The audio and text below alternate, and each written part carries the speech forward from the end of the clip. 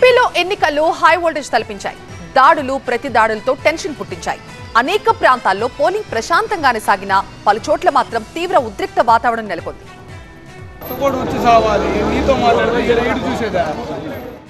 ఏపీలో పలు ప్రాంతాల్లో జరిగిన సంఘటనలు ఓటర్లను భయభ్రాంతులకు గురిచేశాయి. చిత్తూరు జిల్లా రామిరెడ్డిపల్లిలో రిగ్గింగ్ చేస్తున్నారని టీడీపీ నేతల్ని అడ్డుకున్నారు వైసీపీ ఏజెంట్లు.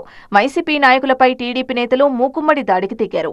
వైసీపీ అభ్యర్థి మోహిత్ రెడ్డిని కారు ధ్వంసం చేశారు. ఇరు వర్గాలు రాళ్లు రువ్వుకున్నాయి. గుంటూరు పశ్చిమలో దొంగ ఓట్లు కలకలం రేపాయి. విద్యానగర్ పోలింగ్ కేంద్రానికి వచ్చిన రజని, అప్పిరెడ్డి అధికారులతో వాగ్వాదానికి దిగారు.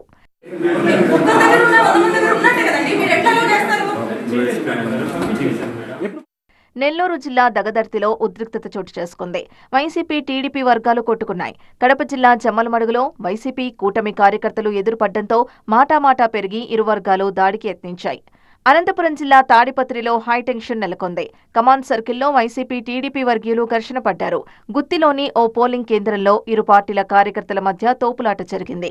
ఎన్టీఆర్ జిల్లా నవాబుపేటలో ఏజెంట్ల మధ్య ఘర్షణ జరిగింది. ప్రకాశం జిల్లా పుల్ల చెరువు మండలం శతకోడులో వైసీపీ, టీడీపీ వర్గాల మధ్య తోపులాట చోటు చేసుకుంది. కాసేపు పోలింగ్ నిలిపివేశారు అధికారులు. పల్నాడు జిల్లా పెదకూరపాడులో వైసీపీ, టీడీపీ శ్రేణుల మధ్య ఘర్షణ జరిగింది. అచ్చంపేట పోలింగ్ కేంద్రం దగ్గర ఉద్రిక్తత ఏర్పడింది. కేసానుపల్లిలో ఓటర్లను తీసుకెళ్లే విషయంలో వైసీపీ, టీడీపీ వర్గీయుల మధ్య ఘర్షణ జరిగింది. రెంటాలలో టీడీపీ పోలింగ్ ఏజెంట్లపై వైసీపీ నేతలు దాడి చేయడంతో ఇద్దరూ తీవ్రంగా గాయపడ్డారు.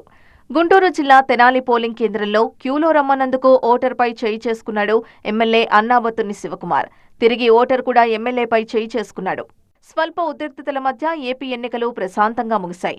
ఎక్కడా రీకౌంటింగ్ అవసరం రాకపోవడంతో అధికారులు ఊపిరి పీల్చుకున్నారు.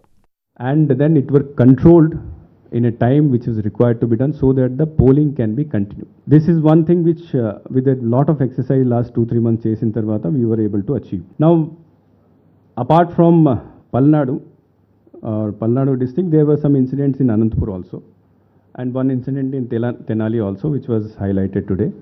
Anantapur also, it happened outside the polling station. It didn't happen inside the polling station between two groups. ఎన్నికలు ముగియడంతో ఫలితాలపై సర్వత్రా ఉత్కంఠ నెలకొంది. గెలుపు మాదంటే మాదంటూ ధీమా వ్యక్తం చేస్తున్నారు పార్టీల లీడర్లు.